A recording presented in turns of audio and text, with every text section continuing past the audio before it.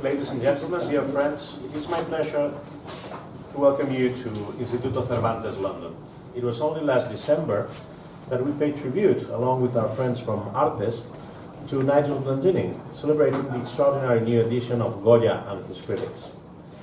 And the great Hispanist and art critic summons us again this evening for another joint event, the Nigel Glendinning Lecture, an unmissable occasion for lovers of Spanish and Latin American visual arts.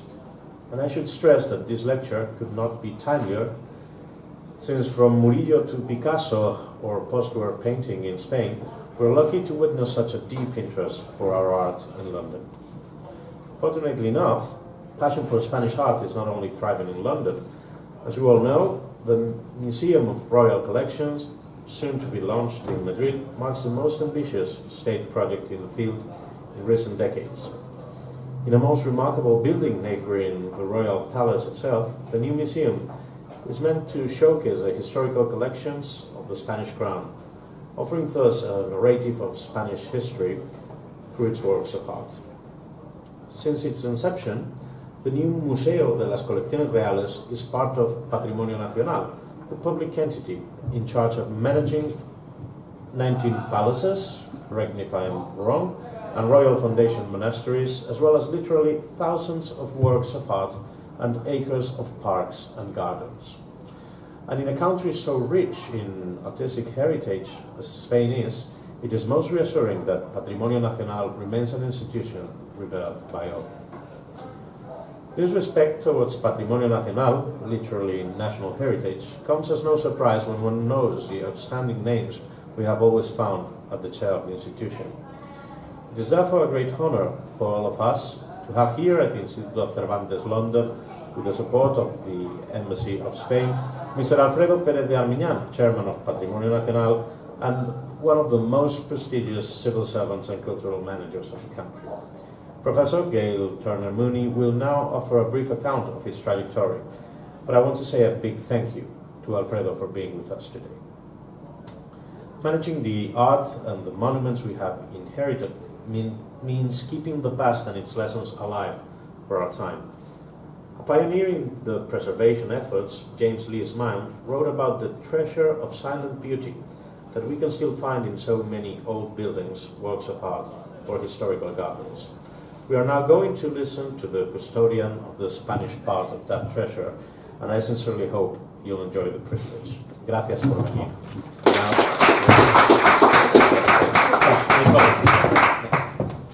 Hello, my name is Nicola Jennings. I'm the chair of ARTES, the Iberian and Latin American Visual Culture Group, and I just want to welcome you all, first of all. We are very grateful to the Instituto for supporting this event every year, the Nigel Glendinning Lecture, and delighted that you could come. We were supposed to be sold out, so I'm not quite sure what's happened to everyone, but perhaps people will come soon. But we are absolutely delighted that Alfredo Pérez de Armiñán has accepted our invitation to come and speak. So we want to say thank you to him, but also obviously thank you to the Instituto, to the director, Ignacio Peiro, to Francesc Pertelas, who is the cultural representative here, and thank you very much to Miguel Oliveros from the embassy for coming and representing the Spanish embassy. And I'm going to hand over to my colleague Gail, who is going to introduce Alfredo properly. But I just want to say that personally, I have a great thanks to give to the Patrimonio Nacional. I did my thesis on a chapel in one of their properties, the Santa Clara de Tordesillas. So I have spent a lot of time in Patrimonio Nacional buildings, and they have been very kind and very generous to me. So thank you very much.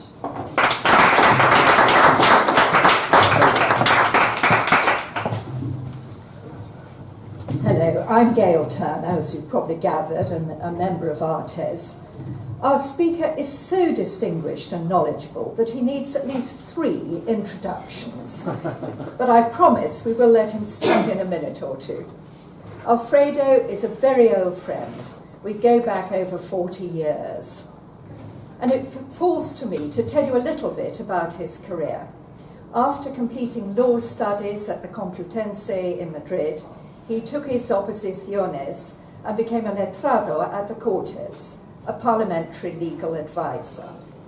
Still only in his early 30s, he was appointed the youngest ever Director General de Bellas Artes. Alfredo went on to become a leading trustee of the Prado at a time when the new extension was being planned. He is a full academician of the Real Academia de San Fernando and has served on several prominent cultural foundations. He was also president of Hispania Nostra. More recently, he was one of 2 cultural directors at UNESCO in Paris. And in 2015, he became head of the Patrimonio Nacional, about which he will now speak. Alfredo, over to you.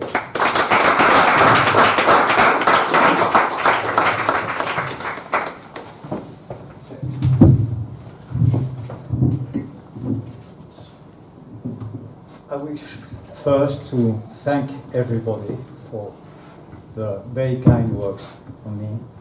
And I was invited by ARTES first and the Instituto Cervantes to talk about the Patrimonio Nacional and the new museum of the Colecciones Reales, but I want also to thank the Spanish Embassy, represented by the Cultural Attaché, and my dear, very, very dearest friend, Gail Mooney, who has had these so kind works on me. But I'm going to not to lose so much time, because I think there are many things I can tell you, but I fear I have no time to tell you everything. I will put myself here because I will help this presentation with the PowerPoint. What is the? I want to talk about 2 things which are closely related. One is, what is the Patrimonio Nacional? It's an interesting institution, has something similar in England, which is the historic royal palaces. Not exactly the same as we are, but it's quite similar. And it's smaller in size and different in financing. But it deals also with and manages the old palaces coming from the British Crown and not inhabited right now. So, for instance, Hampton Court or the Tower of London. And but also I want to present the project of the new Museum of Royal Collections in the complex of the Royal Palace in Madrid. So we will go straight. What are the presents of the Patrimonio Nacional? Philip II created in 1545 what is called La Junta de Obras y Bosques, the Royal Works and Woods Council. And it's quite interesting that we still deal with woods and works. Exactly the same. We have the responsibility on the royal palaces and the architecture of these buildings, and also we have the responsibility of the royal woods. Everybody knows that this institution in Spain belongs to the state. It doesn't belong anymore to the crown, but it has inherited what was the old legacy, the cultural and natural legacy of the Spanish crown.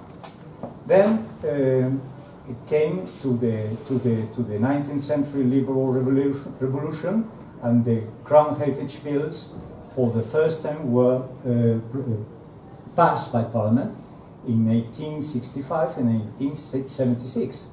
At that time, the Patrimonio was still based upon what was the old legacy of the crown, including, for instance, in 1865, the Alhambra or the Alcázar de Sevilla, and many other important buildings such as the Alcázar de Toledo.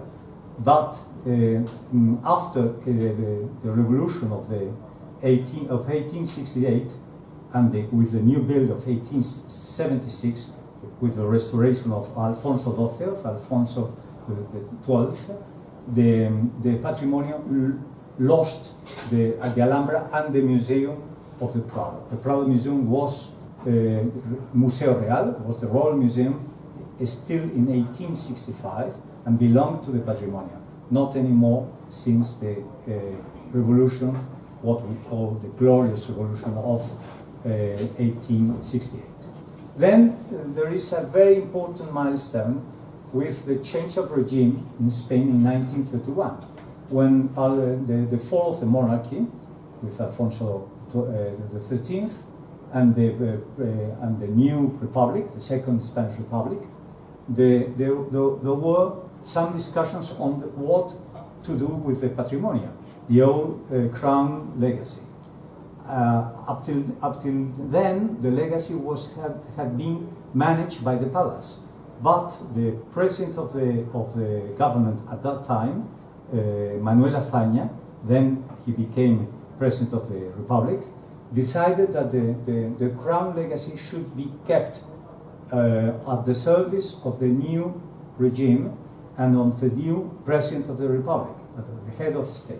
And this decision was a real historical decision, because instead of distributing or dividing the royal palaces or monasteries among many entities, for instance, town councils, regions, even the Ministry of Finance, which was one of the possibilities, they decided to keep everything together, and this decision made possible for Franco in 1940 to keep the whole patrimonio at the service of the head of the state after the Civil War. And since then, the patrimonio has become an entity at the service of the head of the state, but belonging to the state. The crucial issue was in 1932 what to do with this entity, to pass the property to the Ministry of Finance, or dividing between many other institutions, or either to keep together everything at the service of the head of the state, as it had been before during the monarchy. So the Spanish Constitution in 1978 accepted this situation and even included a section on the Patrimonio Nacional, section 132.3, and then in accordance with the Constitution, the new bill on national heritage was passed in 1982, and this bill still is in place, and had been enacted, and is what rules our institution. So, what are the main facts on the patrimonio? Normally we say that we have 19 royal sites and palaces, but in fact there are a little bit more. There are 14 royal palaces and residences, because we also manage some royal residences inhabited by the royal family, such as the La Mareta in Lanzarote, and the Palacio de la Zarzuela, where the king lives. We have 12 royal monasteries, convents and historic buildings of all sorts. We have 2 UNESCO World Heritage Sites, managed by us, El Escorial and Aranjuez. We have more than 154,000 works of art and historical objects, divided among 41 types of collections. 2 historic libraries, one in El Escorial, founded by Philip II, which is one of the great Renaissance libraries of the world, and the other in la Biblioteca Real, in the Palacio Real de Madrid, and one general archive, which is in the Palacio Real, and is the archive coming from the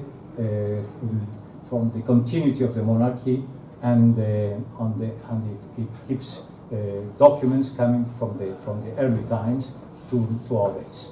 Then there are 22,000 hectares of forest, which is quite impressive as a figure. 600 hectares of historical gardens. The main ones are the La Granja of San Ildefonso and Aranjuez, but also the Campo del Moro in Madrid, and also the Escorial gardens. And is distributed and located in 7 autonomous communities, regions: Madrid, Castilla y León, the 2 Castillas, Extremadura, Baleares, and Canary Islands. And there is 1 royal residence in Andalusia managed by us, but not belonging anymore to the Patrimonio Nacional, which is the Alcázar de Sevilla, which is also a World Heritage site. So, the highlights of the last year, we have held 97 official events, 210 institutional visits. We have had a musical program with 73 concerts and almost 25,000 attendees in the concerts. We have had 432 students visiting us in a in schools program, and we have especially 3,400,000 visitors, not including the visitors in the gardens, which amount to over a million. So we have around 5.2 million visitors every year. These are our main facts. But what about the amount of the visitors? You can see since, I don't see exactly, I think it's 2014 and 2016, there is an increasing number of visitors. I'll be very quick in these slides because, and so we have had more and more visitors in the last 3 years. Now you can see what are the distributions of the visitors among the different sites. The most important is the Palacio Real in Madrid, which means 1,600,000 people coming, and the other are less important, except the Escorial. The Escorial amounts around 500,000 visitors every year. But now we come to the bad figure, which is the budget. Our budget has decreased extremely sharply in the last 7 years with the economical crisis. We have reached a peak on 29. We're having 140 million euros budget, but now we are falling to 109 million euros. We have lost almost 31 million euros in the last 8 years or 9 years. So this is very important because we are now having serious problems to open the new museum within the framework of this situation. Nevertheless, we are going to open the museum in the winter of 2020, but we have to ask for more money to our Ministry of Finance, to the Treasury. What happens with us comparing with other institutions in Europe? Look only to Versailles. Versailles has a budget of 100 million euros for Versailles, and we are almost 5 or 6 times Versailles. So this makes a lot of difference when you consider what is the cost of maintenance and keeping our patrimonio comparing with other countries. And the same happens with the personnel. We had 1,400 people at our service at the beginning of this decade, and now we have fallen to almost 300 posts less. So we are in a serious crisis of maintenance. But nevertheless, we have still main objectives, and I think quite serious ones. The first is to open the museum in 2020. The second is restructuring our administrative structure, which is absolutely necessary to deal with the new challenges coming from the museum opening. Then we have to improve our operational infrastructure to support the crown, because with the new king, with the Philippe VI, of course, there is more use of our premises by the crown than before, than the last years of his father's reign. now the king uses not only the Palacio Real and the Palacio del Pardo and Palacio de la Zarzuela and Palacio de la Almudaina, but he uses too Aranjuez and La Granja and El Escorial for many purposes. Also, we have to increase our investment on conservation and restoration. We have a goal to go from the present 15 million euros, which is a very small figure in my view, to 23 million in 2021. We have to rehabilitate some of our real estate properties which could be used in a commercial way. Now we get an income from them amounting to 7.5 million euros, which is not bad. But we have to increase that figure because our expenses will grow up with the opening of the museum. We have to update our policy of sponsorship. We have very small portion of the sponsorship in our budget. It amounts less than 1 million euros. The Prado Museum, for instance, has more or less 6 million euros in sponsorship, and the Teatro Real, the Opera House in Madrid, has 13 million in sponsorship.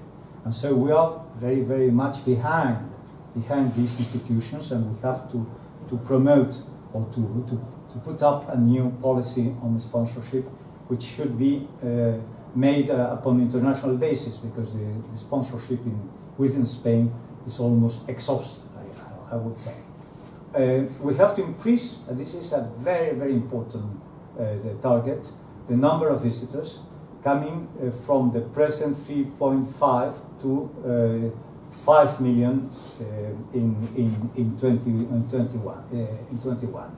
So the total entrance income target will grow from the 17.5 million euros to 23 million euros in 2021. So after these boring figures, we will go to the most interesting part. What are our royal sites and royal monasteries? There is here a kind of patchwork of places coming from the Palacio Real de Aranjuez in the top left, top right, to the Almudaina. Unfortunately, I cannot show you with this device. The Escorial, the La Granja, the throne room of the Palacio Real in Madrid, the Palacio del Pardo, Juste, where the Emperor Charles V were retired, also some rooms from the Palacio Real, and the Palacio de Río Frío, Tordesillas, La Granja de San Ildefonso. They are quite varied in architectural taste and in coming from different and very different times. So you can see in the map of Spain where we are. We are in the Balearic Islands with the Almudaina. We still manage the Alcázar de Sevilla upper floor. Then we have the Juste Monastery in Extremadura. We have an interesting monument in Toledo, the Colegio de Doncellas Nobles, with the Archbishop. And we have several sites around Madrid. I will show you immediately. And then we have the two big monasteries, one in Las Huelgas in Burgos. Las Huelgas is the oldest of our monasteries, comes from your queen, your princess, Eleanor, daughter of Eleanor of Aquitaine, Eleanor of England, married to Alfonso the VIII of Castile, and she was the daughter, of course, of Henry II. And they are still buried in the monastery, which was founded by them by the end of the 12th century. And the Lions of England, in the coat of arms, still are in the burial place of the Queen. And also in Santa Clara de Tordesillas in Valladolid. I will show you. This is Madrid. Madrid is full of our places because there are many around Madrid. We'll show you.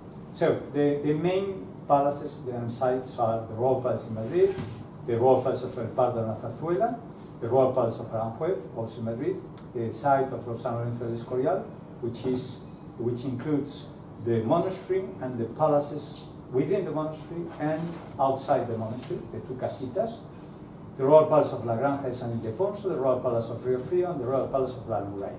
Here you are some of them. In the top right is the Royal Palace in Madrid, then on the top left is the La Granja de San Ildefonso, then is Aranjuez, and Rio Frio, El Pardo, and La Almudena. They are the main buildings. Of course, full of furniture and still used for official functions by the crown. This is El Pardo, used today quite a lot by the royal household because they held there many events and ceremonies, as well as being the official residence of heads of state coming to Spain, official visit, state visit. So it's still very much used. This is Aranjuez with the great gardens, and it's part of the list of the cultural world heritage. And now we come to the Escorial, the big monastery. Within the building is still the Palacio de los Borbones and the Palacio de los Austrias, two Austrias and Bourbons palaces. This is part of the Escorial. This is outside the monastery. It's La Casita de Arriba. There is another one, small palace, country villa in the Escorial, coming both from the 18th century. This is La Granja de San Ildefonso, the palace built by Philip V, the first Bourbon king, and Isabella of Farnese, who lived there and who built the gardens coming from the French pattern of particularly Marly, not Versailles. Many people are mistaking La Granja with Versailles in the pattern of the design of the gardens, but it comes most from Marly. This is La Granja, the great parterre, the main ones. This is Rio Frio, which was built by Isabella Farnese when she was Queen Dowager, and then it was not used anymore, except for a very short period by Alfonso XII at the end of the 19th century. And now we come to what we call the Realis Patronatos, meaning the royal monasteries. We have the Las Huelgas, 12th century, Santa Clara de Tordesillas, 14th century, Las Descalzas Reales, 16th century, San Lorenzo de Escorial, also 16th century, La Encarnación, 17th century, Santa Isabel, 16th, 17th centuries, and San Pascual in Aranjuez, 18th century. And also there are other historic monasteries and churches which are in this list: San Jerónimo de Yuste, the Toledo one, El Cristo del Pardo, nearby the palace, San Antonio de la Florida, which is the important shrine of where Goya is buried, and also there are the extremely important frescoes by Goya of the Miracle of San Antonio.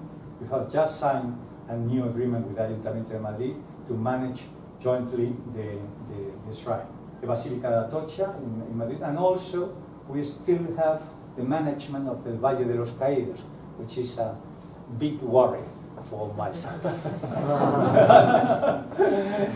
And then I will pass very, very quickly on slides on the monasteries. This is the cloister, the main cloister of Las Huelgas, coming to the 12th century, Romanesque.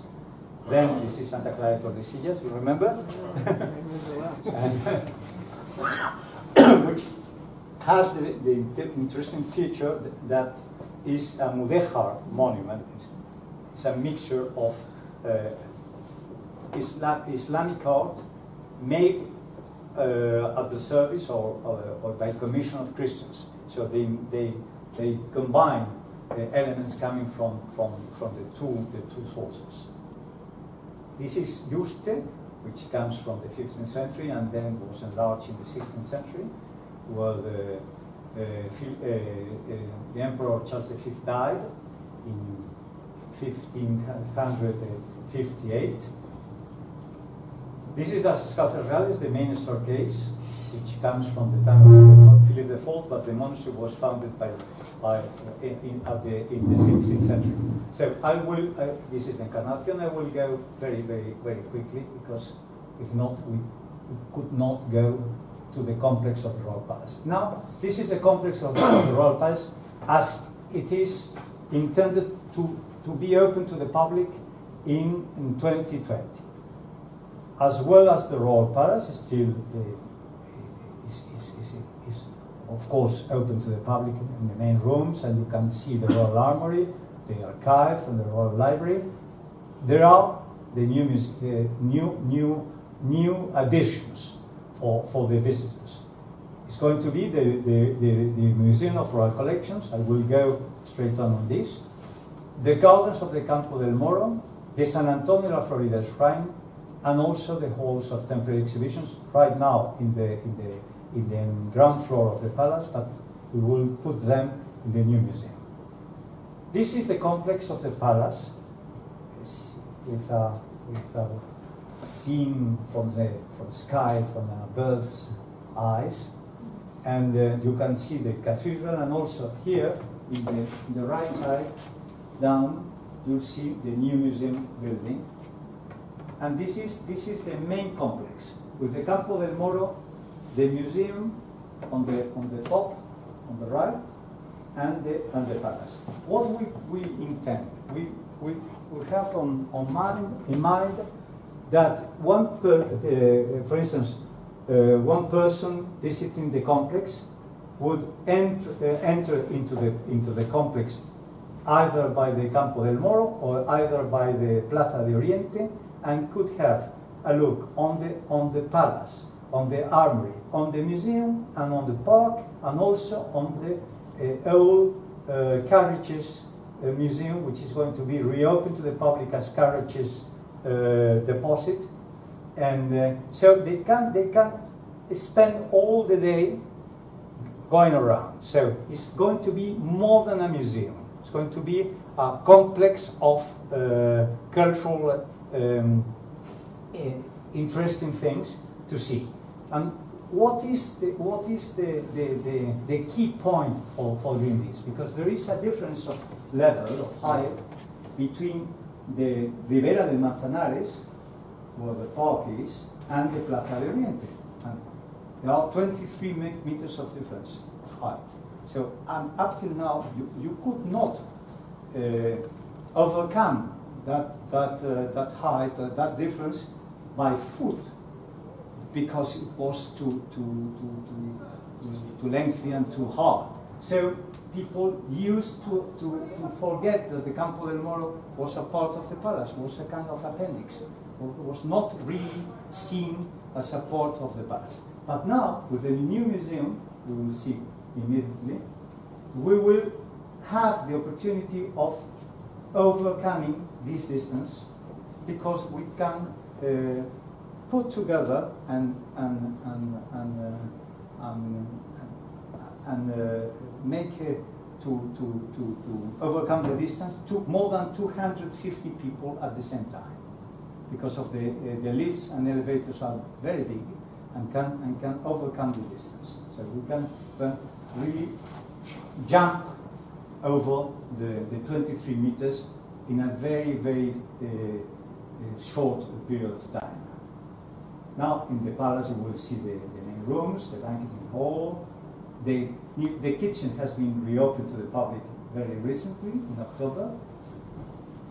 This is the new display of the kitchen. The kitchen has been used regularly until 1936, but it was temporarily used in the Franco's time for official banquets, and also during the Juan Carlos reign.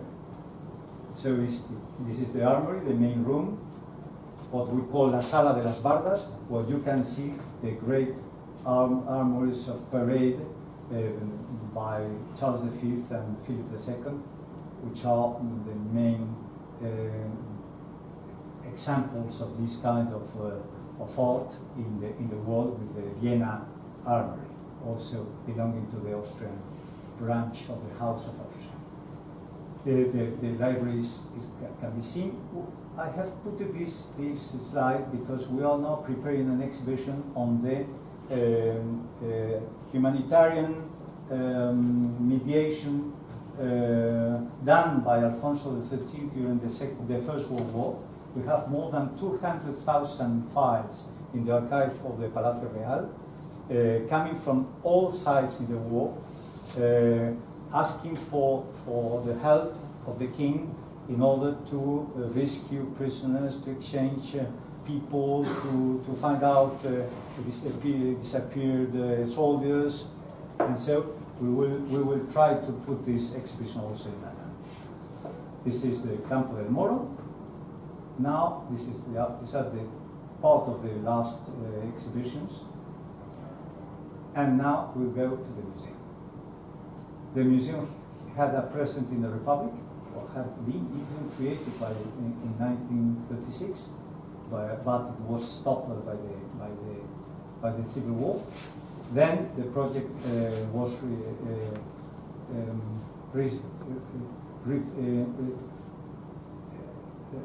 restructured again in 1998, and the construction project began in 2006 and was completed in 2015. Now we are just managing the public tender for the equipment, for the museum equipment. Right now there is a competition which is going to be decided by an international committee of which is a member, the President Director of the National Gallery in London, Gabriele Finaldi, among others, experts. And in the winter 2020 we will open to the public the museum. The building surface is very big, 50,000 square meters, but the public use surface is smaller, is 9,000 square meters, divided into 6 floors. We have invested 171 million euros for all over the last 2 decades, and we estimate the annual maintenance expenses in 7 million euros.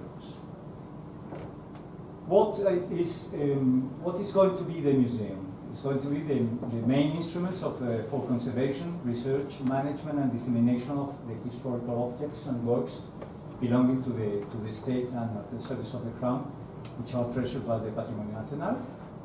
Among them, this is the portrait of Isabella the Catholic. It's going to be a real journey through the Spanish history, following the continuity of the dynasties since the early medieval times. You can see also what are the outcomes of the patronage and the commissions made by the Spanish kings all over the centuries.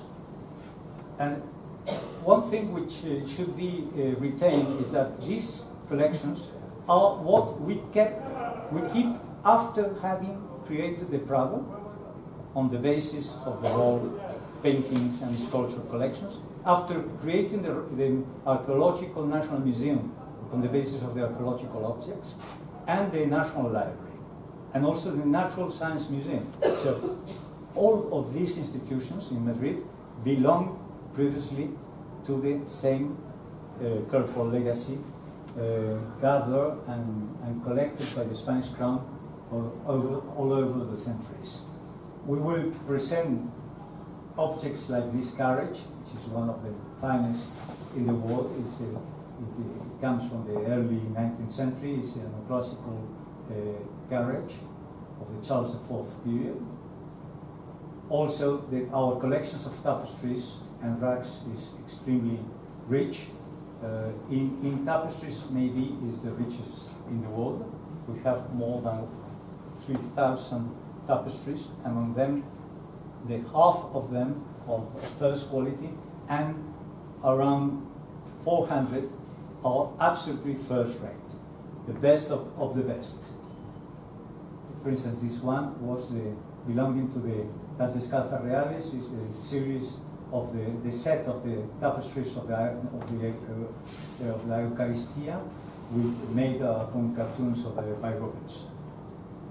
And also we will show objects quite rare. For instance, this is a boat used in the Buen Retiro by the end of the 17th century, at the time of Charles II, which now is held in the Faluas Museum in Aranjuez, but it doesn't belong. And the main distribution of the museum is upon three main floors. One is for the medieval kings and Casa de Austria, then the Bourbon kings, and then the temporary exhibitions. This is the first set. This is quite interesting also. We will show in the museum in a temporary basis, which is very important because this museum has no particular collection on itself. It has no permanent collection. It's a platform at the service of the whole patrimonial collections. The collections are distributed among the royal palaces and the royal sites and monasteries, and they belong to them. So we don't want to deprive or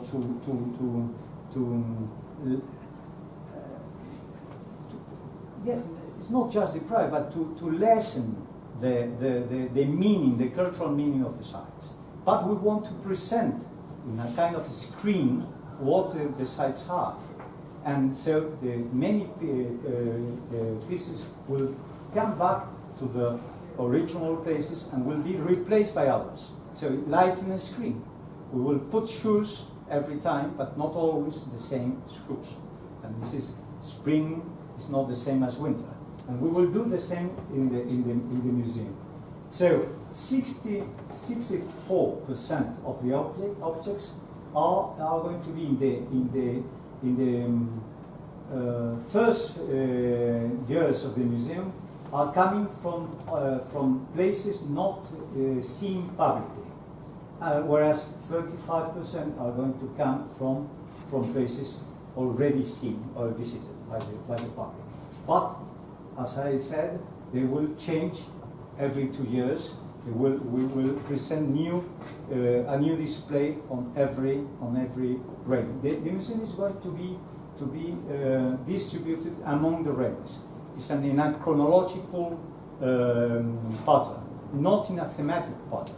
So it's not going to be like the Victorian Albert here, tapestries or rags or textile or pottery or armories gather upon the basis of the different types or kinds of collections. It's going to be presented upon the basis of the reign of the king who collected or commissioned these pieces. So maybe there are pieces coming from early times which will be presented in a later period, because had been acquired in a later reign. So there will be some differences with the conventional vision coming from the thematic museums. This is the lobby. This is the interior, and this is very important.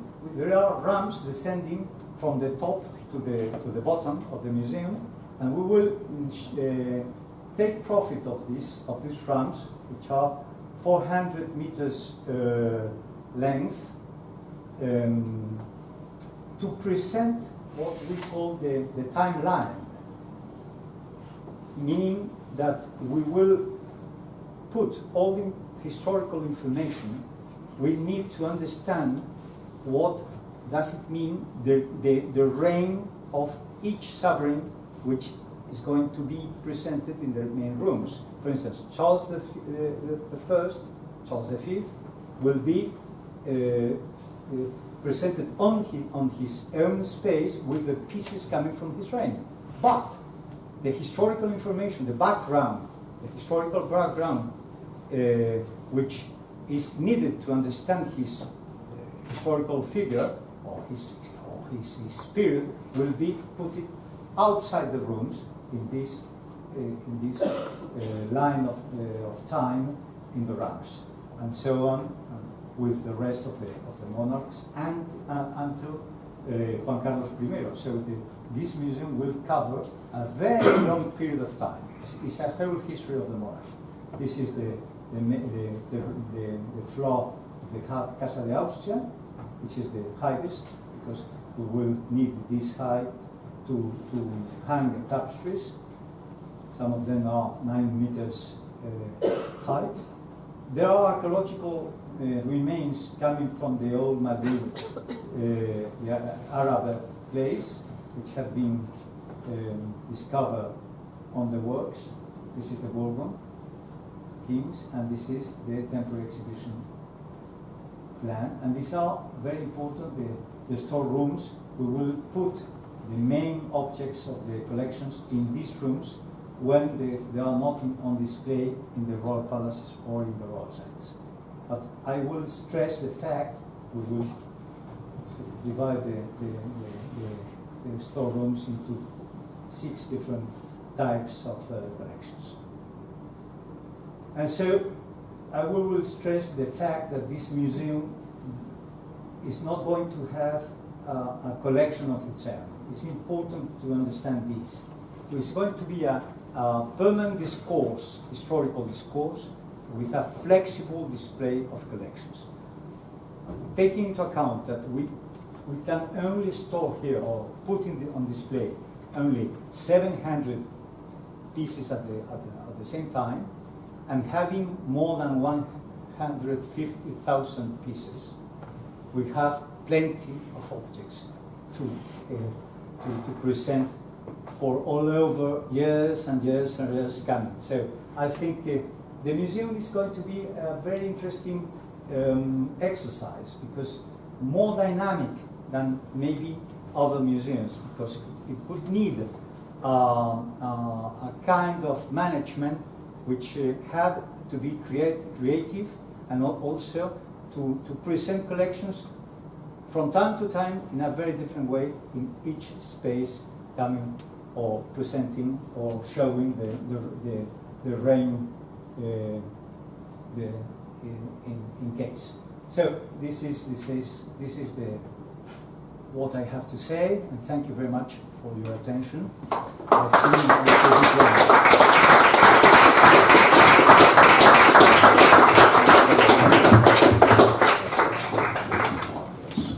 Time for some Q&A.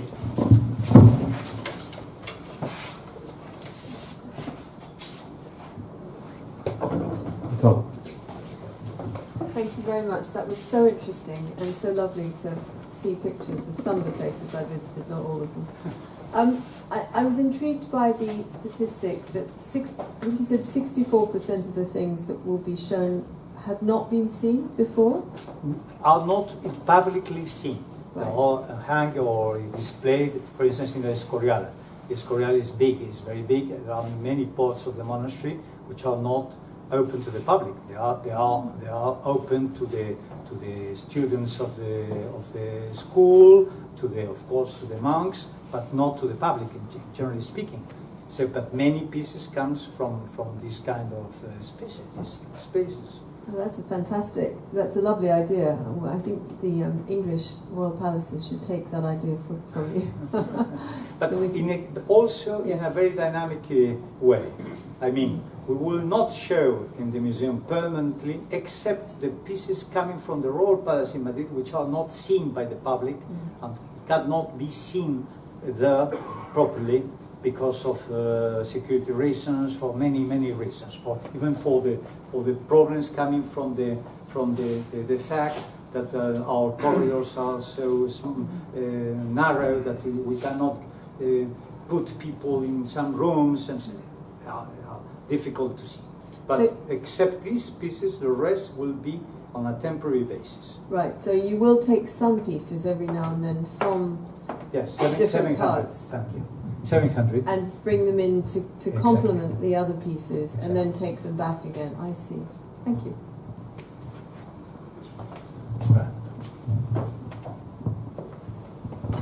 That was a delightful journey through Spain. Thank you very much.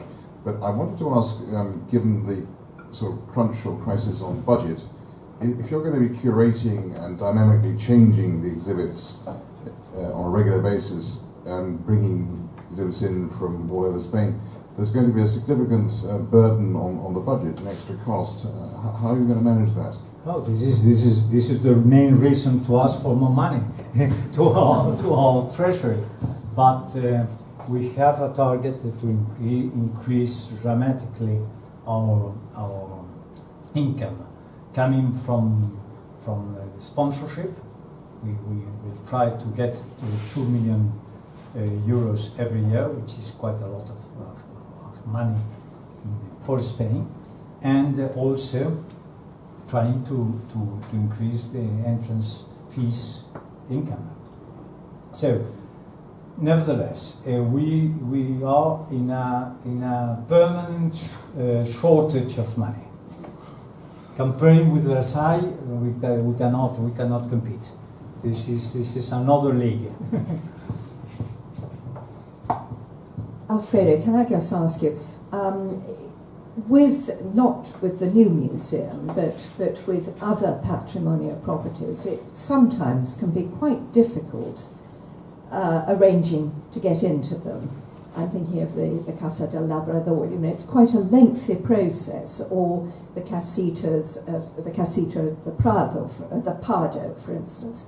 Are you encouraging a slightly easier process for people to see these places? In the Casita del Labrador, things have improved, but in El Pardo not, because we are also in a shortage of personnel, and this is the main difficulty. To open the Casita del Pardo, we need a person at least every day, and there are days in winter where there are 2 people coming, or even less, or even no visitors at all. So this is a great challenge for us. We have to manage to change the pattern of the visit. In my view, we'll try to get guided visits instead of letting people freely coming around. That's a shame.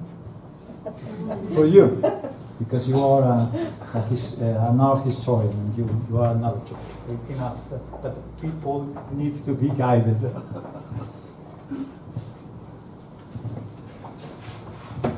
I just wanted to give you some sympathy. Being a very junior member of English Heritage, we have a very similar problem to you in the way of finances.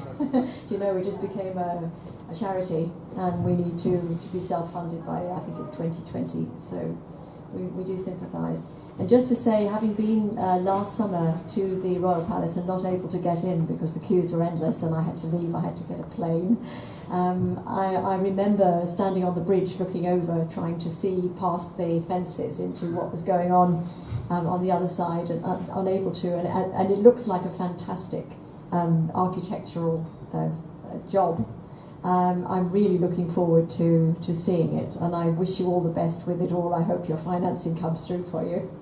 Thank you very much, and I hope next time you will get more easily to the premises because of the museum and the opening of the Campo del Moro also. Now we have only 2 entrances for the Royal Palace, and with the new this complex we will have 6.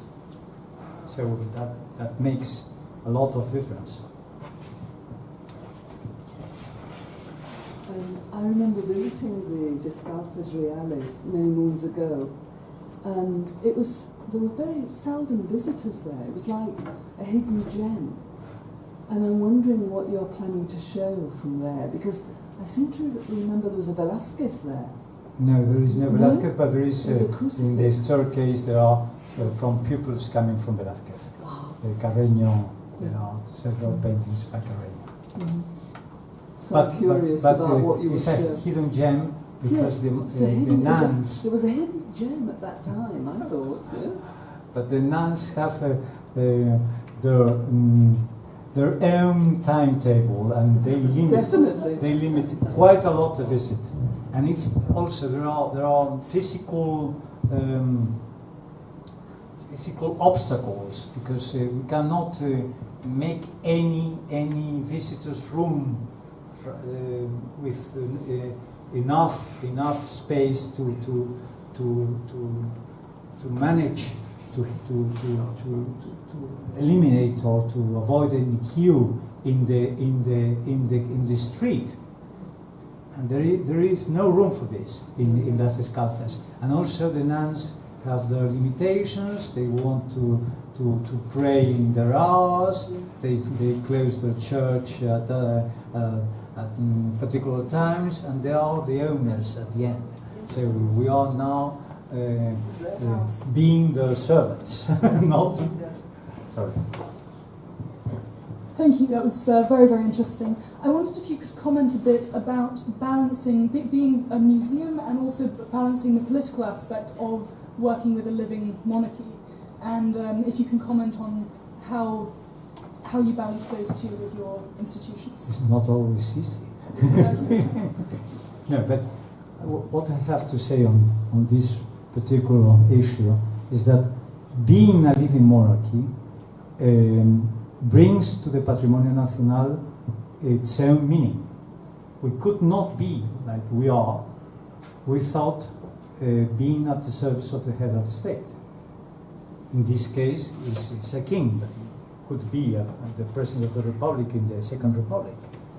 But this is very important because it gives the sense of purpose to this complex of buildings, of collections, of goods. Without this point of union, link, everything will spread over and would lose its meaning. What is the true meaning historically of this? Is what it represents the continuity of the state, of the Spanish state as institution.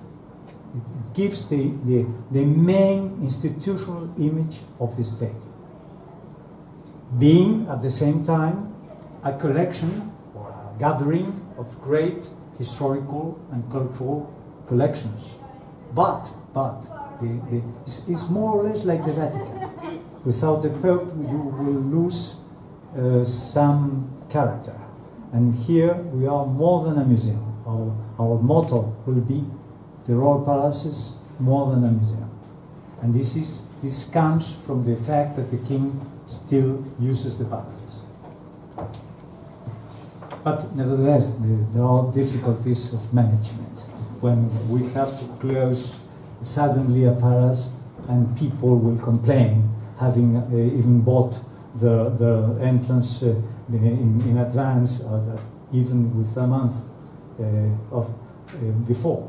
So, but gajes del oficio in Spanish. I have a question. Sorry, I have a question. With regards to the Panteón de los Hombres Ilustres, is there any possibility to bring more people? I don't mean... Yes, we would like very much, but very few people there. But the majority of people are politicians of the 19th century in Spain, but not. If you go to Paris or London here, you can find in Westminster Abbey, for instance, or St. Paul's. The majority of are poets, are intellectual. But in Spain, for instance, Lorca or Machado, to give you two samples, it could be a great attraction to bring there. So it could be possible. I don't know if the government would consider that possibility, but of course I will put this idea on the file of the minister. Great.